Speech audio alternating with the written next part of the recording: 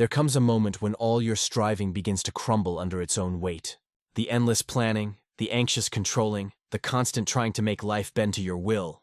It all starts to feel heavy, unnatural, exhausting. You realize that no matter how many times you push, grasp, or manipulate, life seems to have its own rhythm, one that refuses to be mastered by force. And then, in your quietest breaking point, something unexpected happens. You let go, not out of defeat but out of clarity. You stop trying to control the current, and in that surrender, life finally begins to reveal its deeper secret. Viktor Frankl once said that between stimulus and response, there is a space, and in that space lies our freedom and growth. Most of us spend our entire lives trying to shrink that space, rushing to control outcomes, people, and time. But those who awaken begin to expand it. They learn that surrender is not weakness, it's alignment. It's the trust that something wiser than your plans is unfolding beneath the chaos. Frankl's life itself was a testament to this truth. In the darkest of human conditions, stripped of everything, he discovered the only freedom that cannot be taken, the freedom to choose one's attitude, even in suffering. When you stop trying to dictate life and start collaborating with it, meaning begins to bloom where despair once lived. Andrew Huberman would explain surrender differently, though he'd agree with its power. Neuroscience shows that our brain's need for control is rooted in the survival circuits of the prefrontal cortex and amygdala. When we feel uncertain, those regions light up, producing anxiety and resistance. The mind clings to control as a way of self-soothing. But paradoxically, the more we try to control what's uncontrollable, the more cortisol floods the body. Our nervous system enters a loop of hypervigilance, constantly scanning, defending, anticipating. Surrender, then, isn't passivity. It's a neurological reset. It tells the body, you are safe even without knowing the outcome. It shifts us from survival into presence. This is why surrender feels like peace.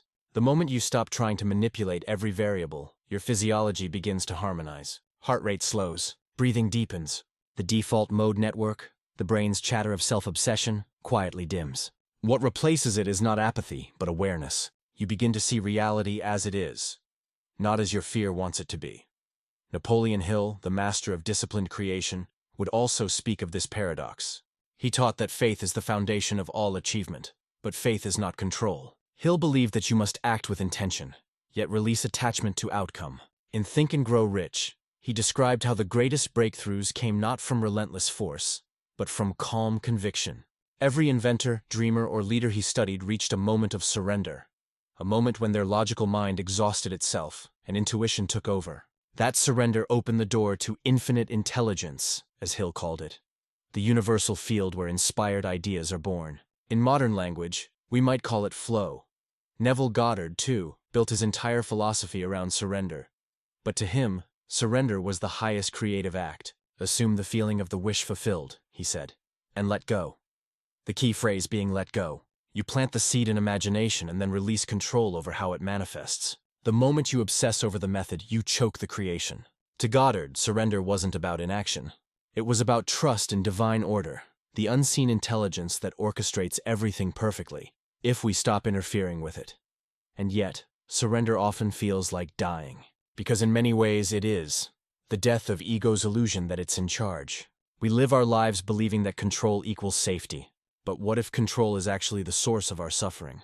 What if the tightness in your chest, the tension in your jaw, the exhaustion in your soul are not signs of failure, but of resistance? You've been rowing against the current of what already wants to unfold. Life is not asking you to fight it. It's asking you to trust it. Frankl would tell you that surrender is the path to meaning because it forces you to confront your limitations.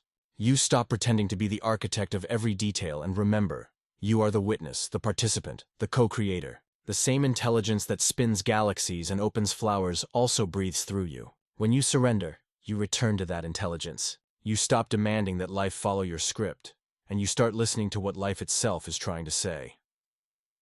Huberman would say that this act of release literally reprograms your nervous system. The brain shifts from the sympathetic, fight, flight, control to the parasympathetic, rest, receive, restore. It's in this state that insight, healing, and creativity awaken.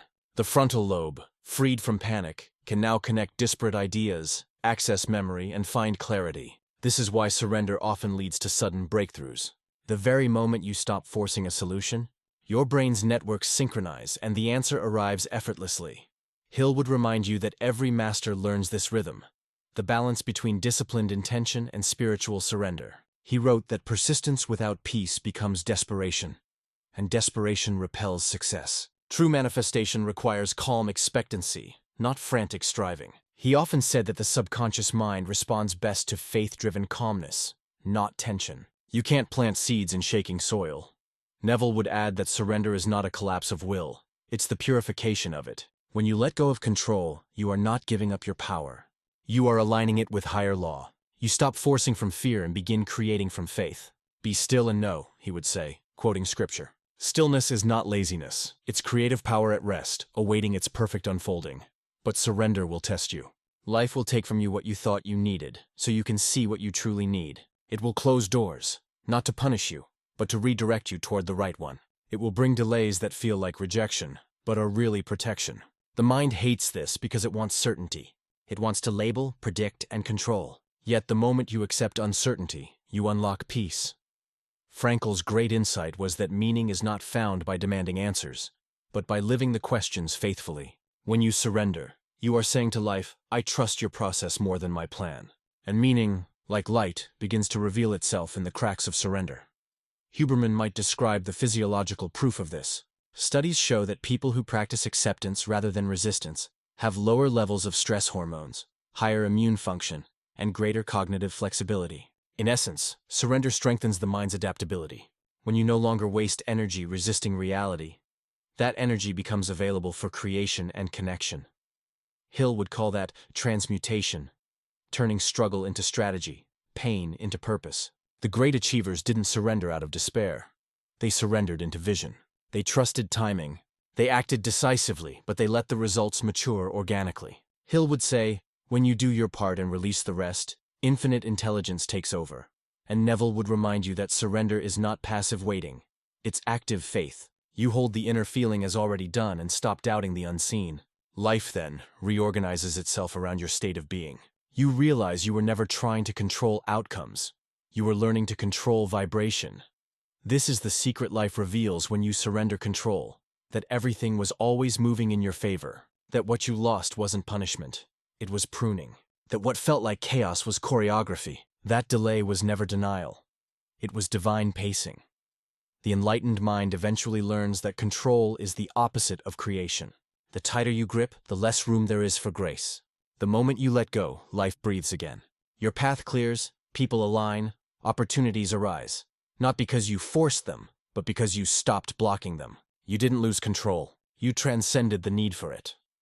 Frankl would say that this is the moment when suffering turns into meaning. You stop asking, why me? And begin asking, what now? Huberman would note that this question shifts the brain from rumination to action. Hill would call it the turning point.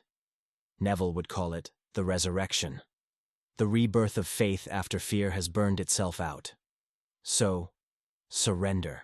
Not as escape, but as evolution. Surrender your timelines, your expectations, your need to explain. Stop trying to micromanage the universe. Do your part, then release the outcome. Trust the intelligence that guides the seasons, the tides, the heartbeat of the earth. Because when you finally stop controlling, you start receiving. When you stop clinging, your hands open. When you stop pushing, you start flowing. The more you release, the more life reveals. The secret was never hidden. It was simply waiting for your surrender. Frankl would call it meaning.